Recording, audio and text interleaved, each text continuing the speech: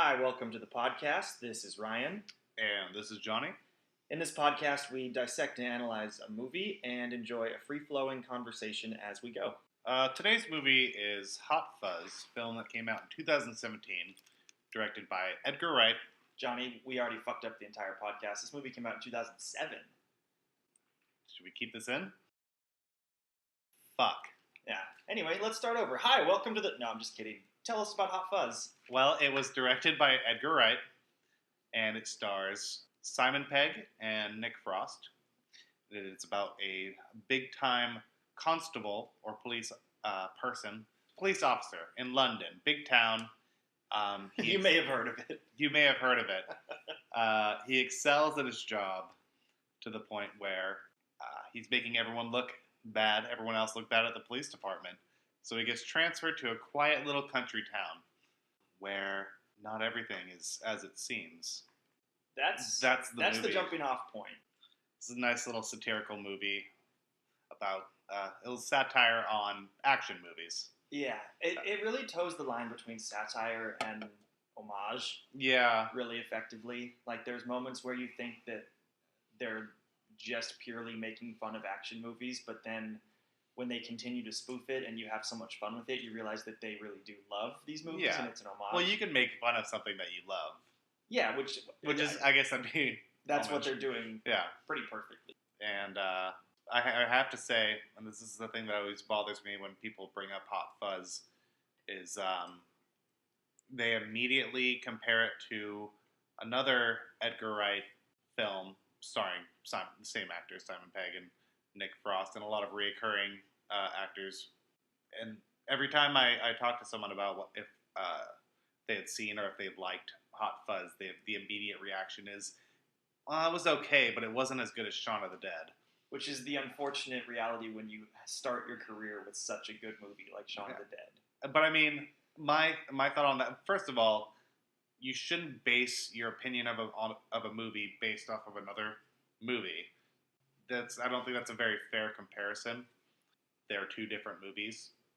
I think it's a conversation you can have if someone asks you, like, what are your favorite Edgar Wright movies? Let's rank them. Yeah. But just asking about one on its own, the fact that you naturally jump to comparing it to a specific other movie kind of detracts from the conversation more than adds to it. Yeah. And I feel like the opinion that Shaun of the Dead is the better film also ties into the fact that I don't remember when Shaun of the Dead came out, 2004? 2004. Yeah. That was a time that zombie movies were getting really popular in the mainstream, and they were everywhere. That's true. And the remake of Dawn of the Dead came out around that time too. Yeah, maybe it was 5. It became very mainstream. Yeah. The zombies were everywhere. And, like, I mean, Edgar Wright did with zombies what he did with action movies, and, he's clearly a fan of zombie films, and it's essentially, they're very similar films. Yeah, it was a send-up of zombie movies while also being a really good zombie movie. Yes. Just like this is an action movie. Yeah, Hot Fuzz is a complete send-up of action movies while also being a really good action movie. It actually saves most of the fighting and the action for the last 25 minutes. Yeah. Which actually is pretty typical in an action movie, though. You have little bits and pieces of excitement or scary stuff or, little mini fights. But it's a lot of setup because violence without being set up is not nearly as satisfying. Yeah. But back to the point you were making about Shaun of the Dead. I think Shaun of the Dead is a better movie. So there's that. Just to qualify that whole conversation. That's okay. I think that has nothing to do with... yeah, it is a better movie, and it's okay for people to have that opinion that it's a better movie, but for that to be part of their definition of Hot Fuzz is not fair. Yeah, no. Because Hot Fuzz is a very clever movie, very enjoyable, very funny. A lot of my favorite GIFs come from that movie. It's extremely meme-worthy. It's very meme-worthy. Yeah, it was a blast to watch it again with my full attention. Yeah, I hadn't seen it in a while, and I watched it by myself when I was rewatching it in preparation for the podcast. And normally, there's a whole science behind we laugh a lot more when we're around other people, and most of the time, if you're watching something funny by yourself, you don't actually laugh. Yeah. I was legitimately laughing out loud at multiple points in this movie, watching it by myself, kind of feeling like a goof, but I was just, I was like, whatever, it's fun. It was extremely entertaining. Yeah, it is. And it is, like you said, it's really clever, but honestly, that's probably my main complaint in the movie, is that it's too clever for its own good at certain points. Every single, and this is what's enjoyable about it, so it's not really a knock. Every single scene has something going on that you are supposed to pay attention to that'll be referenced again later, that's tying into something else in the movie, and it's very, very dense in that way, and there's certain times where it's okay for a scene to just exist on its own, and it doesn't have to tie into the larger reference pool of the movie. I felt like it had those scenes, though. I mean, yeah, almost a majority of the dialogue comes back full circle, which I think is fun. I mean, I understand what you're saying when it's used in excess, and I mean, but there were some scenes, like there were scenes when little montages that were really well edited and really. Do you mean like the paperwork montages? Sure, but like even those boring. I mean, those scenes, they were just there to progress the story. But even boring scenes like that, or one scene that I really liked was his traveling from London to this village, Stanford. What was the village's name? Sanford. Oh, okay, yeah, Sanford. So yeah, the scene that he's leaving London, he hops on the train. He's got his little Japanese peace water lily, but the way it's shot makes it visually pleasing. It's very quick cuts and several repetitions of sitting in a train seat, sitting in a taxi seat, checking his phone to see that he's leaving the big city and going, out to the country, and the signal's not as strong. And it did a really good job. That scene it's a good one to point out. It was interesting and exciting to watch, but what it conveyed was the character's utter boredom and almost despondency. Before I say the next thing I want to say, I should mention, just in case anybody wasn't aware, you should definitely have seen Hot Fuzz before we get into this, because we're going to touch on every plot point and spoil the whole movie, and it's not as fun if you haven't seen it. Yeah. I wanted to come back to what you were saying about the paperwork scenes, the little quick cuts where he's just filling out paperwork and whatnot. I think it's just good direction. It is. Even that comes back when, in the end, after the climactic battle, all the police officers, like the post-climax come-down scene is all of them sitting around filing all the paperwork for all the damage that they caused. But you don't see in action movies. You never do. And that was a really fun thing to sprinkle in, showing like how after everything that happens, you have to fill out your paperwork. And then at the end, after they basically destroy the city, they all have to spend all day and all night filling out we're gonna be here all night. All sorts of paperwork, and that's, this big to-do for them. And they've all come together as a team, so they're doing it together. It's their first time ever having to do paperwork. In the whole film, because the crime rate is so low in this little village. I believe it's 0. It's 0. Everybody who commits a crime is either let go or secretly murdered. Yeah, those are the options. The perfect little getaway. But of course, it's all for the greater good. The greater good. Yeah. When I was rewatching this, I was doing two things. Like we said, a lot of the dialogue used in the beginning of the film ends up coming around full circle and is then used again in a different context. Mm-hmm. My favorite instance of that was the inept cop who never knows what to do. Oh, and then suddenly he always just asks someone else what should happen. They say some details, a really good thing, and he just says, yeah, what he said. Mm-hmm. And then at the very end, or near the end when they're storming the supermarket, and he gives the plan of attack of who's going to swing around what side and who's going to go on this line of attack, and then Nick Angel, the main character, Simon Pegg, he goes, yeah, what he said. Yeah. And it's flipped around. And there's a lot of that kind of satisfying payoff. Yes, for everything in the movie. Well, I mean, none of the payoffs really have any correlation with the plot, except for one. Well, two. One of them I didn't like, but one of the big setups that had a payoff that actually affected the plot of the movie and the story was the goose. Oh, the swan. Or the swan, I'm sorry. Swan. The swan. Yeah, the swan, played by Elvis the Swan. Elvis the Swan. According to IMDb, is the one, I mean, that's the one that the payoff ultimately ends the movie. The corrupt cop who is Nick Frost's father, the constable, right.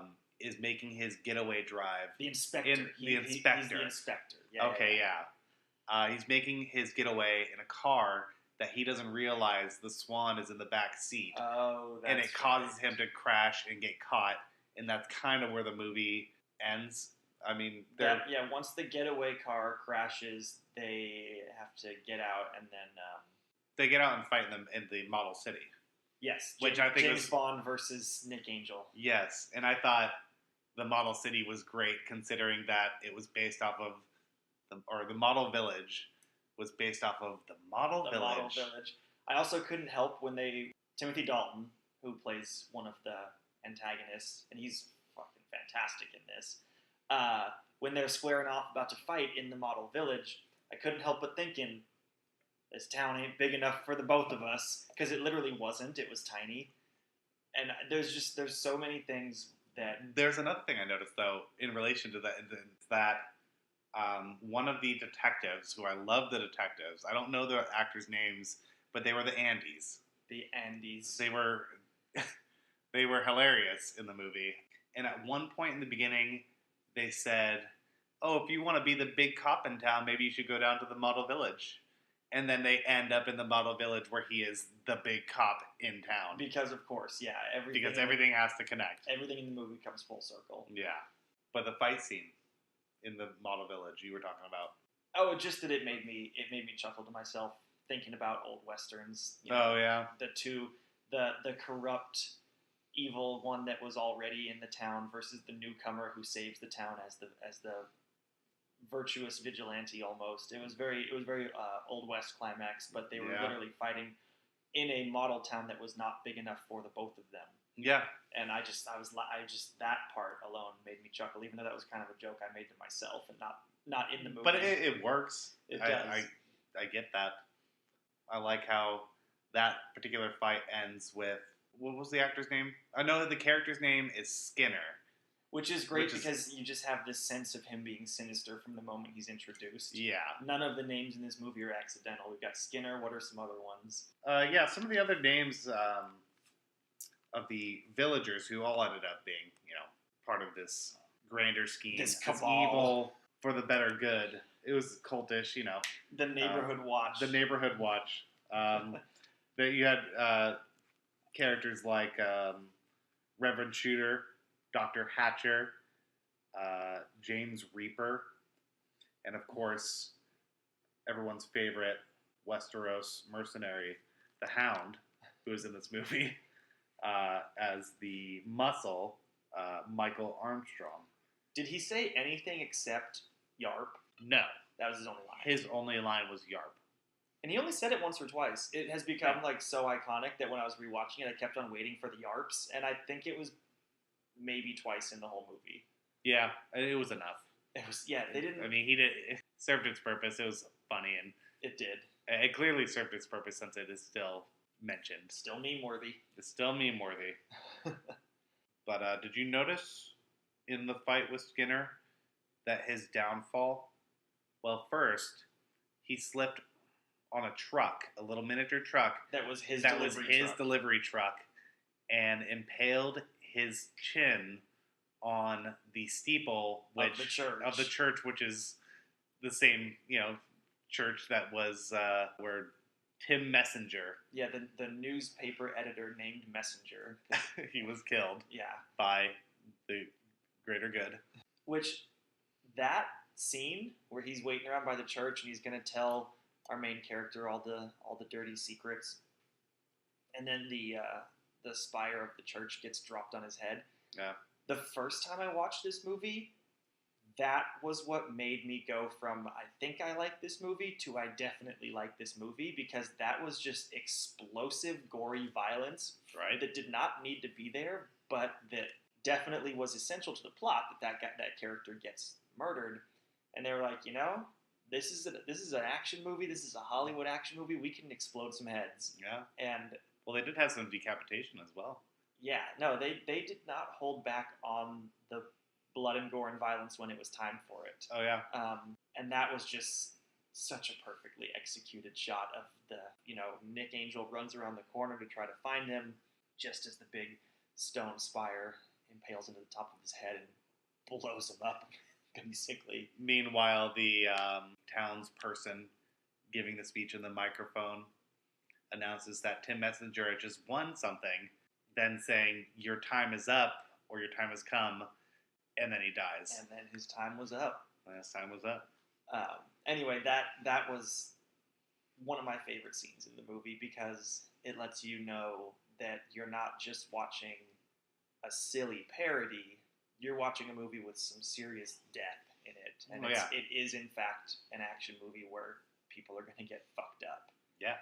So anyway, that I just was reminded of that because of the scene at the end. When he gets his chin impaled on the church, which also was very satisfying and disgusting. It was heavy. It was, yeah. Though that brings me to a point of what this film does really well, and what a lot of films nowadays are doing, and some not as well as others, is having a very tense, serious moment that is followed almost directly with some form of comedy, a joke in some way. In this case, they're having their big fight. It's pretty tense and serious action movie stuff. Lots of hard punches to the face. A lot of hard punches to the face, and it ends with him getting impaled by the neck and jaw. Yeah, through the bottom of his jaw. Through the bottom of his jaw, sticking out the front of his mouth. Which is it was pretty heavy, gruesome, but then it's followed by him saying, "Ow," and they did this quite a few times where the tone would get very serious. Like an example, Nick Frost's character is talking about how his mother had died 20 years earlier, and then immediately follows it with, "Check this out," and pretends to stab himself in the eye and starts spurting blood, which turns out to be ketchup. Which comes back later because everything comes back later. When he is supposed to be the one to stab and kill Simon Pegg after the scene where he confronts the Neighborhood Watch. So I love that they're the Neighborhood Watch Association. NWA. Fuck the police. Yep. Because again, everything in this movie means more than just what it is on its own. Yeah. But yeah, when he's kind of still under the thumb of his dad and not really thinking for himself yet, and he's supposed to kill Simon he has Pegg's to do character. What's good for the family in the town, but also he has built. Those two are great at bromance. Yeah, their on-screen chemistry is better than most love interest. Oh, absolutely. Characters' chemistry in Hollywood movies. There was a scene where they were at a bar and they had gotten into a little bit of a fight the night before, and Nick Frost returns a monkey that was won at the carnival. Oh yeah. And so when they meet up again, there's a little bit of tension.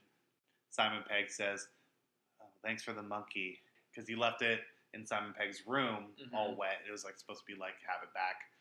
Nick Frost responds, "Oh, it was yours anyway to begin with." And Simon Pegg very seriously says, "I won it for you." And you just see this, if you look at Nick Frost's face for just a moment, he gets this sorrowful grimace on his face, like it hurt.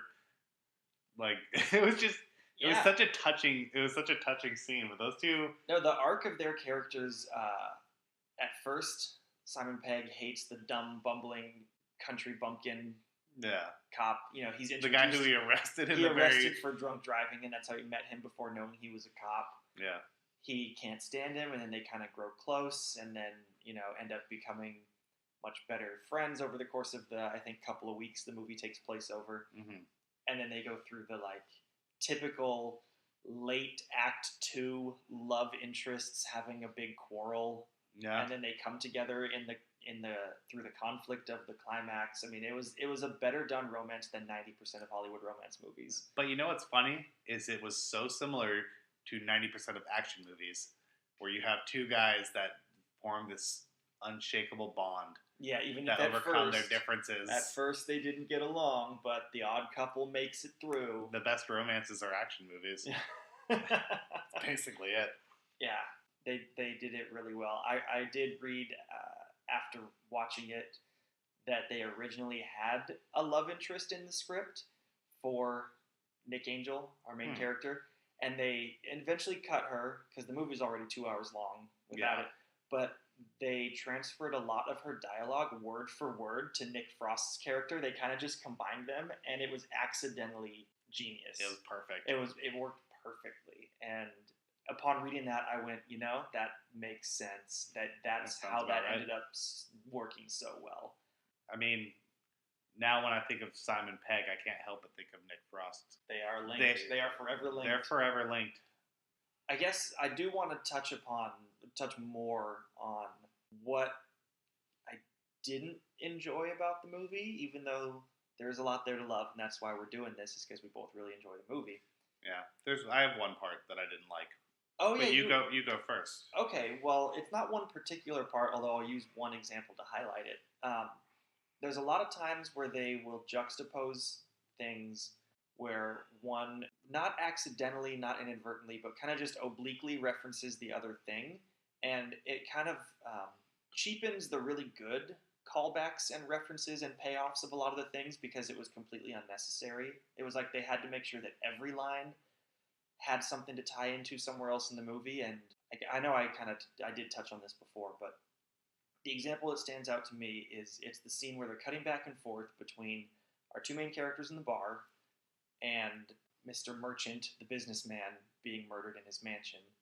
And at one point, Simon Pegg says, "Oh, now you're just pulling my leg." And then it cuts to the murderer pulling the corpse of Mr. Merchant by the legs. And it was like, oh, get it? Because he said, "You're pulling my leg." And then another character was actually pulling someone's leg. And it was just not like that wasn't. It was a reference for having a reference's sake. It was not. They did that a few times where something would tie into something else, seemingly just for the sake of maximizing the number of times they could make a reference. Yeah, and it took me out of it a little bit. The ones that work out the best are the ones that are a little bit more subtle, and that's I could see where you're coming from there with some of the stuff, or with some of your points, but that's really my only complaint. The movie, other than that, is pretty fantastic. I have a problem with the ending. Which aspect of the ending? So at one point in the movie, a bunch of guns are confiscated, and also a sea mine. Ah, yes. I like the whole bit where they're in there doing their paperwork, which is something you don't see in action movies. Mm-hmm. It's like, oh yeah, like we got a lot of paperwork to do. We're going to be here all night. And then, and this just didn't seem to fit for me. Another one of the neighborhood watch shows up, tries to shoot Simon Pegg. Nick Frost jumps in front of him. Takes the bullet. And then takes the bullet. Nick Frost, or Simon Pegg, kicks a bucket, trash bin at the guy, and he lands on falls backward, lands under the mine that rolls on top of him, and it explodes. Yeah. And it blows up the whole building, but none of the cops die. No one dies except for the guy under the mine. Yeah. And then it cuts forward to a year, and he's putting flowers on a grave, and they're covering up the front of it, so you just see the last name. And you think Nick Frost is dead. And it's like, oh, so Nick Frost is dead. Well, to me, it was pretty obvious, even the first time watching it, they're covering the first name for a reason. Yeah. So it's not going to be Nick Frost. And then for some reason, yeah, he's alive. He's fine. They're at his mom's grave. Yeah. Giving flowers. And I felt like I like the idea, the visual of having a sea mine in a police evidence lockup is really funny on its own, but they had to have a payoff. They did. Which makes me think that maybe it didn't even need to be in the movie. Yeah. I thought it was funny visually, but I don't think it needed to be more than that. And The thing that bothered me about that was that it literally destroys the entire building. But everyone's fine. And I get that it's a silly comedy movie, but that definitely was like it was over a step, the top. It was a step too far. Yeah, just being ridiculous and unrealistic. It was over the top, even for a comedy action. Even for this movie. For this movie, it just felt out of place. Yeah, the thing I liked about that scene was that it again was kind of paying homage to so many action and sci-fi and horror movies where you think that the bad guy is defeated and everybody has a moment of calm, and then they come back for one final confrontation that ends up being the most explosive of everything. Mm-hmm. And in this case, literally, because they blow up the police station. I like that they made fun of that trope as well, but the execution was a little off. I definitely see what you're saying on that. I felt like it could have been done a little better. Yeah. In the pacing of that whole ending, it was very fast. Mm-hmm. It was like they're doing paperwork, guy pops up, explosion. 1 year later, everyone's okay. Put on their aviators, time to ride. Yeah, the end. Credits roll. Yeah. Yeah, it was a little rushed and a little over the top. But it was fine. It didn't kill the movie for me. It was just kind of like, kind of rolled my eyes a little bit with that one. I guess I did too. But now that we're talking about the ending, can we talk about how funny it is that so many people had brutally died throughout the film? None of the neighborhood watch died. Nobody died in the entire final action sequence, except for the last. Yeah, but I mean, in the whole big climactic, constant 20 minutes of action fighting, people get shot in the foot or the leg or whatever. But then once they all get caught at the end and they do the montage of all of them getting their mugshots taken, they're clearly all alive. Yeah, no one dies in the big climax of the action movie, and that just he's a good cop. Yeah, exactly. Yeah, we could use more of him. I mean, there's even the scene in the supermarket where they're throwing food and knives at each other, and that's the standoff, and that goes on for. If it was a serious movie, that went on for way longer than it should have. But since it wasn't, it was an amazing thing to pull off. The fight at the meat counter was probably my favorite. What's the situation here? They've got a shitload of cutlery. Yeah, that was probably my favorite moment. My favorite set piece of the movie was the standoff at the meat counter. That was perfect. And I also did love, as that scene is getting going, after he drives into town, all the people in the beginning of the movie, when he's first surveying the downtown on his first day on the job, he says, "Why is that guy wearing a big coat? Why is that person doing this?" And Nick Frost is just like, "Oh, it's just because he's cold." Mm-hmm. Turns out they're all in the same places they were at the start, and they all have guns hidden under their coats, and they're just ready for a standoff at any moment. That was a really good payoff moment. That really set the stage for the rest of that awesome ending. While also not deviating from the fact that it is a comedy movie. In that little showdown in the town square, there's the woman on the bicycle.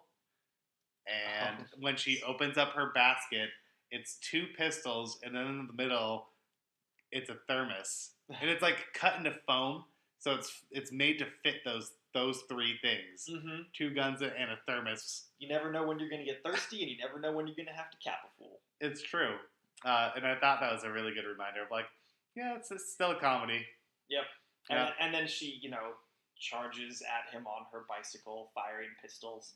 She's really good at riding with no hands. Yeah, she's great. Especially in those old English villages, they're oftentimes cobblestone. Yeah, she handled it really well. She deserves some props for that. Yeah. So, do you think it's time we talk about the intricate plot that completely doesn't actually? It did. Well, it did. It coincidentally, it was a thing that was happening, but it wasn't the goal of the villains in the movie. Yeah, a lot of the time this movie subverts your expectations by fully meeting them in a way that you wouldn't expect it to so consistently do the exact beats of an action movie. But then there's those times where it subverts your expectations by just doing the opposite. Yes. The scene where people finally sort of believe him that all of these accidents that have been happening might actually be murders. When the woman gets stabbed in the neck by her shears. She fell on them, well, right? yeah, she might have fallen on them, but I guess we'll see. We'll Yeah. see. Maybe we'll go with your cockamamie murder theory. They confront Skinner in his office at the grocery mart, and he lays out how they're going to buy this land that is worth a lot more than the owner thinks it is because they're going to put roads and a shopping center through there, and the newspaper guy was going to break the story, and that's why you murdered him, and that's why you murdered this person, so you could buy the land. So all the murders served to stop a development of a road and a new store opening. That was like what he thought his motives were for committing all the murders. I thought it was that he just wanted to be the one to buy the land and then make a bunch of money on it for the shopping center. Oh, well, no, he said you didn't want the competition. Oh, yeah. You didn't want your business to suffer, so you had to make sure that it stopped. And he didn't give a shit about it. Nope, not at all. It was just, the actor got murdered for playing Shakespeare poorly. The insider at the permit department actually just got murdered because she had an annoying laugh. Well, on and on and on. All of them were just completely innocuous, amazingly thin reasons to get murdered. The big reveal, though, I thought was just it was so funny because he realized that there was more than one killer. Yeah. And then he ends up going to this old castle and finds a cultish-looking group of people around. They're all wearing black cloaks and chanting, and it's very sinister. It's foggy out. It's foggy. The tone is set, and then the first thing they do when they lift their hoods is they talk about how a new mother in the village decided to name her two boys, Ron and something, and they all start clapping. Yeah, they're talking about just completely normal, like non-cult. It's the most innocent neighborhood gossip that a neighborhood watch would actually be talking about. But then when they reveal to Simon Pegg why everyone got killed, it's just so ridiculous. It throws him for such a loop. Why did you kill your own cousin at the floral shop? Oh, well, she was great at her job, and we didn't want her sharing her green thumb with anyone else. She couldn't spread her talents to another village. If she couldn't be in our village, making growing beautiful flowers, she couldn't go to any village. Yep. I think my favorite one was that the reporter was murdered just for spelling things wrong in the paper. Because I'm someone who's often a stickler for spelling. I notice typos all over the place, and you'd fit right in. I would fit, apparently. Sanford. But the fact that they straight up murdered him just because he made the newspaper look a little worse because he wasn't a good copy editor. Yeah. That is a reason to have a stone thrown onto your head and fucking brain you. Oh. I don't feel very comfortable right now. I noticed that you spelled dissect wrong on your notes, so maybe I will murder you later. Don't tell people that we're looking at any notes. So, yeah. I've seen this movie a few times, and usually I'll put it on as like background noise. I'll occasionally like turn my attention to it, watch a little bit, but I'm sorry to interrupt you, but time for some more scotch. Oh, please do. So continue. You've seen the movie a few times. I've seen the movie a few times, but this was the first time since I had seen it originally that I really gave it all of my attention, which I found this movie has amazing rewatchability. Maybe like not. That's very true. Not often, but like I gave it my full attention, and I was noticing very small things. I don't know. It had to have been on purpose. When he's going to check into his room, there's an old man with a bushy mustache, and he's sitting in an armchair in front of a hearth, and above the hearth are two swords and a shield. Well, when we see him again in the town square showdown, he comes at Simon Pegg with a sword. And that was the only time that you ever saw a sword and that character together. It was either very subtle or not intentional. No, I think everything in this movie was on purpose. Yeah.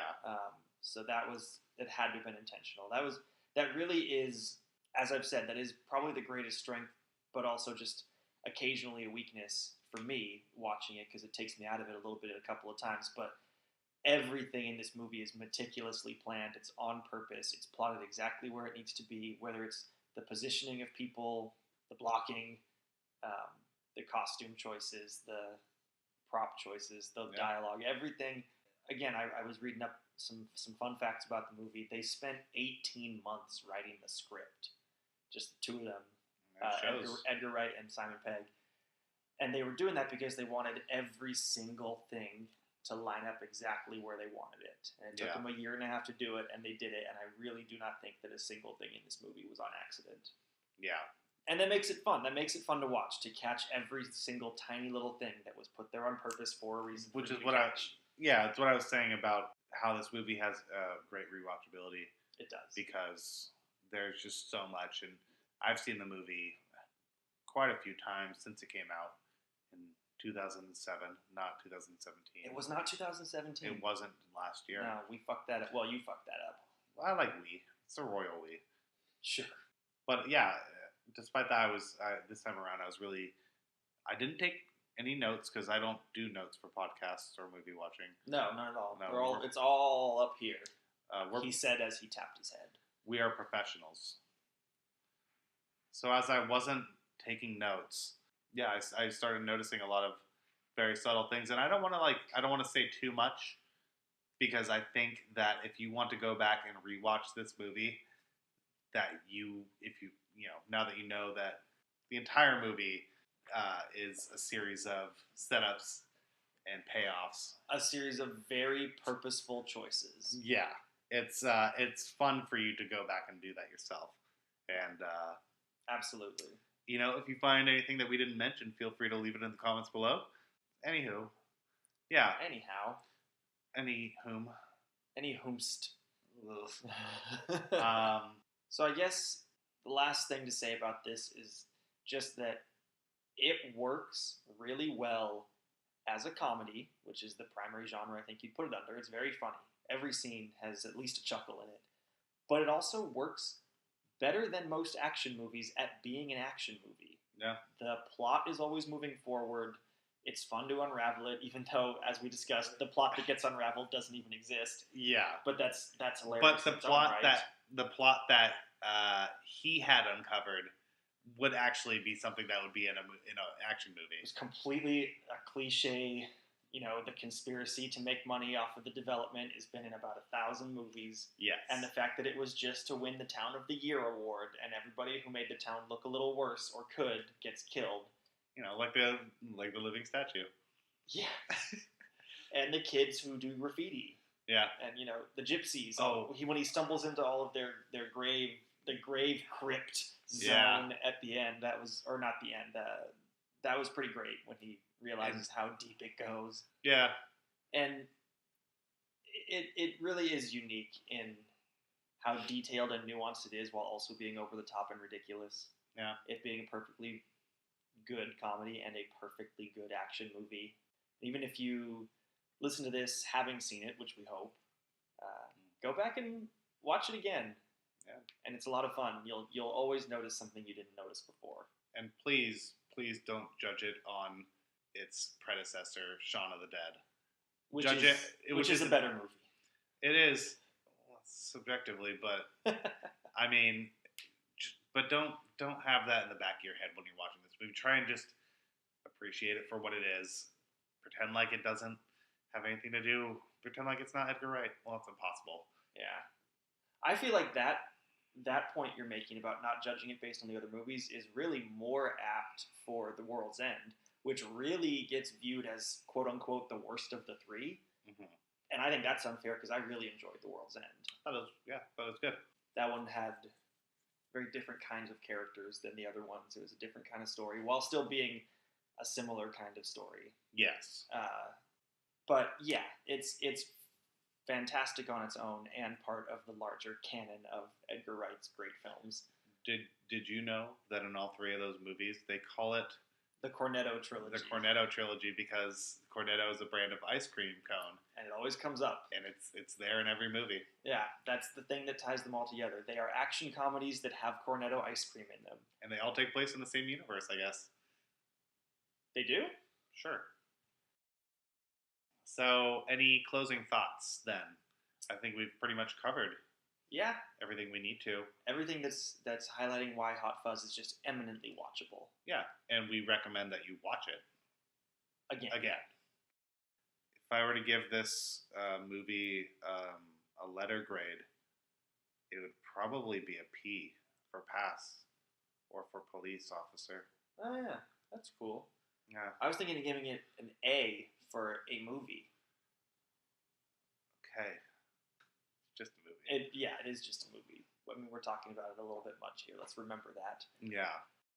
So, now that we've finished up Hot Fuzz, we did want to talk a little bit about some current movies that we've watched. Since we did our last episode, we've gone to the theater for 3 different movies. And in the words of the great Meatloaf, 2 out of 3 ain't bad. So, for these recommendations, we want to recommend the movies that we really enjoyed that would probably be worth seeing in theaters, or at the very least, getting on Blu-ray. But we will not be going into any spoilers for these movies. Yeah, these are purely recommendations based off of our genius and our taste, which is very... We're very cinephilic. Ew. Yeah, I know. That's dirty. I like fucking movies. You never opened up a VHS and just fucked the tape? Let's keep this in. Well, yeah. That's what I say whenever I fuck a VHS. Let's keep this in. Anywho, so the 3 movies we watched. First one was Hereditary. Hereditary. That was a great movie. Now, yes, we both agree this is a great movie. This is a movie that can go either way in terms of if you want to watch it in theaters, which it's not going to be in theaters for much longer, or if you want to wait to see it on Blu-ray or streaming. Watch it in a dark, silent room at night. Yeah, because it's a horror movie, and it is horrible. It is horrible and awful to watch. I felt physically and emotionally unsound while I was watching this movie. It was effective. Yeah, it really puts you in a state of unease. My problem with watching it in the theater was people crunching on popcorn. And also just making their noises and sounds and stuff. We did not have the most respectful audience for Hereditary. It didn't, but it was good enough that it was overcome by the quality of the film. Yeah, I mean, it could be an enjoyable theater watching experience if the circumstances are right. But also, it would work well, if you set the tone, you're in your own home, you're in the dark, you're with someone who's not talking. If you're with someone that's talking during this movie, it's your first time watching it, tell them to shut the fuck up. Tell them to shut the fuck up. They don't belong there. And if they say it's just a movie, then subscribe to our YouTube channel. And then tell them to shut the fuck up. And then tell them to shut the fuck up. So Hereditary, we don't really want to tell you what it's about because we purposely didn't know a lot about what it was about going in. We had heard it was a good horror movie, so we saw it, and that was it. And I feel like you should go in as blind as possible. It is awful. It's dreadful. It's scary, and it's fantastic. Speaking of incredible, the next movie we saw was The Incredibles 2. You said incredible, right? I did. Or did you say fantastic? Doesn't matter. Next movie we saw was Incredibles 2. Yeah. It's Pixar. It's Incredibles. It's a sequel to Incredibles. It was fantastic. I actually watched the original Incredibles a couple days ago after watching the sequel because I hadn't seen the original maybe since it came out. Long time. Aged. The technology. The animation. The animation was better, for sure, of course. Yeah. But I think the movie itself was a better movie. Think so? Yeah. I think if you like the original Incredibles, which most people who saw it did, because it's quite good. I mean, I love Syndrome. I thought the villain in the sequel was better, too. Yeah? Yeah. I thought the story was more nuanced. It was a little more complex. They were expanding on the universe that was set up in the first one. It picks up right where the first one leaves off, and like the sort of cliffhanger ending of the first, where a new villain shows up. That is the first scene of this movie, is them fighting that villain and then going from there. Incredibles 2 was very enjoyable, beginning to end. Everything made sense. Everything happened for a reason.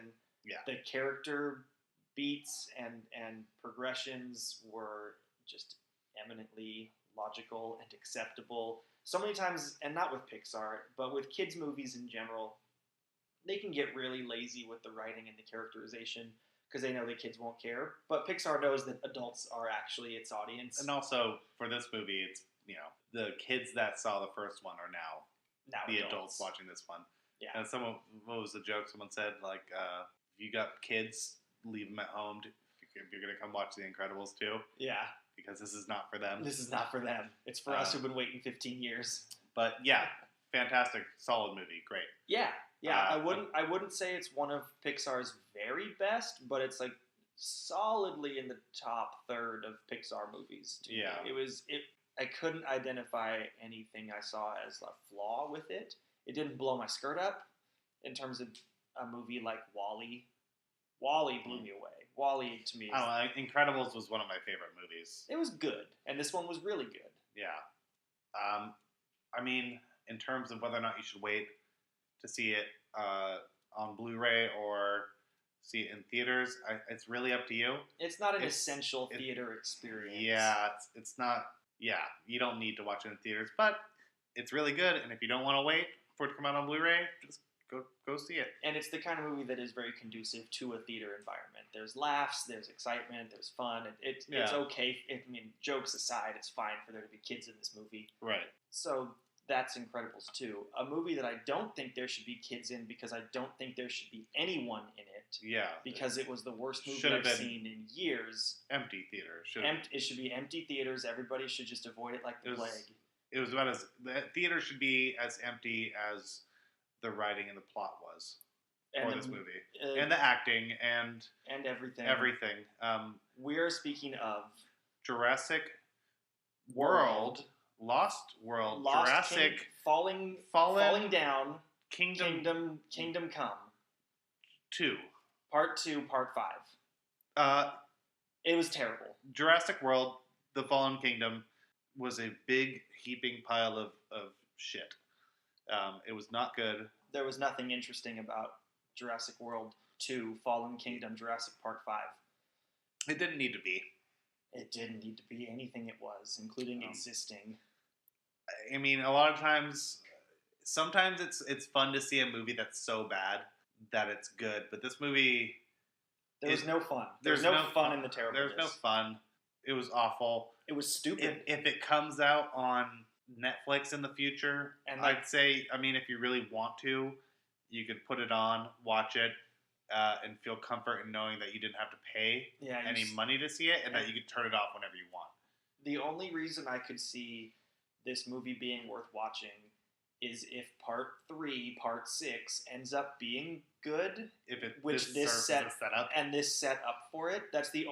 If Part 3 isn't good, then this movie should never be watched. And even if Part 3 is good, just read the Wikipedia of the plot of this movie, and then you'll be filled in. They will most likely go over the plot of the prior movie.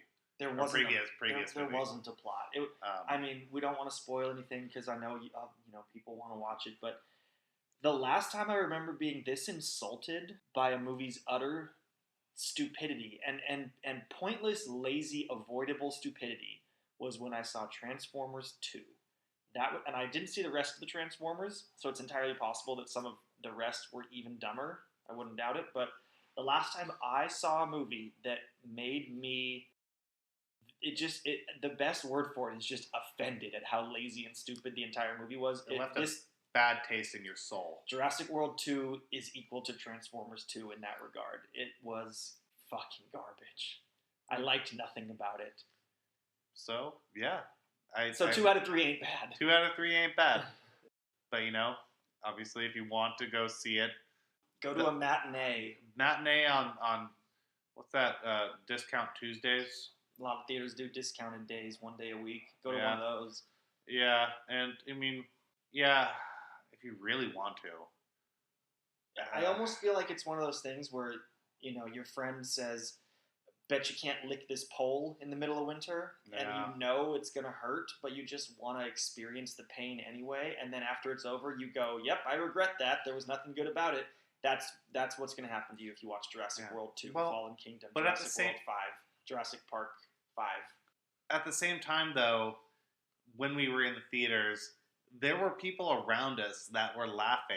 Oh, not at the jokes. And I'm pretty sure that a lot of the people in the theater actually enjoyed the movie.